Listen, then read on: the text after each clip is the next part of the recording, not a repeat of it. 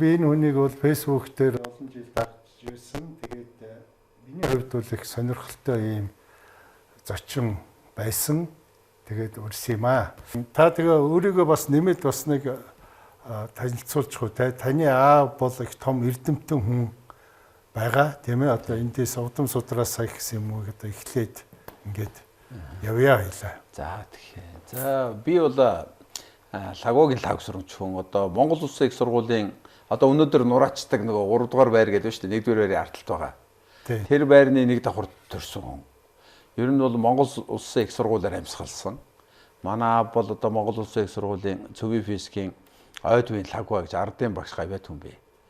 Тэгээд тэр байрнаас эхэлсэн. Тэгээд одоо бага нас мэдээж тэрийн дотор мөлхөж өсөөд тэгээд дубнаад өссөн байгаа. Одоо цөмийн физик манай ээж бас цөмийн физикч байсан. Тэгээд аав манд яг мэдээж цөмийн онлайн физикч хүн байсан. Манай ээжийн ажил болохоор бас цөмийн физикч бөгөөд Монголын газрын доорх баялагийг бүгдийн спектр анализ хийсэн. Үндсэндээ хаанд ямар юм юу байгааг бас сайн мэдчихсэн хөгжилж болно. Тэгээд хурж ирээд 23 дугаар сургууль төгсөө дараа нь Германд Хайлагийн их сургууль, дараа нь Монгол Улсын их сургууль. Тэгэл энэ уцаа Монгол социализмынхаа үед бол би 18 аймаг гэж яхад л баг бүх сумуудаар нь явчихсан мэргэжлийн дагуу.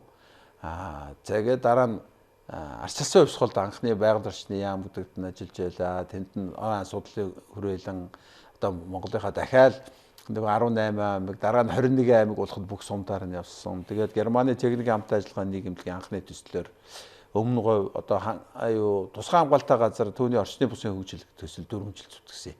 Тэгж явахдаа энэ хан гинтийн өмнө говь хоёрыг бүтэн хариуцдаг байсан. Хан гинти гэдэг нь одоо энэ зүүн хараагаас эхсүүлээл одоо онон улсын гол хүртэл хамгаална гэсэн үг. Өмнө говь гэдэг чинь одоо энэ бүх энэ өмнө говь чинь тэг чи хов хоосон байлаа шүү дээ. Юу ч байгаагүй, уурхаач байгаагүй. Тэгээ тэр үед бол ингээд 4 жил дата цуглуулж одоо ер нь ямар байна, шилжилтийн үед айлууд ямар байдгийг маш их одоо л өнөөдрийн энэ судалгаа хийж байгаа шиг айл болгоноор ороод нэр усын асуугаал тэгээ юутай байна, ямар юмтай байна одоо тэр үе бол надад одоо соёл иргэн шил Монгол хүн би хэлсэн шүү дээ.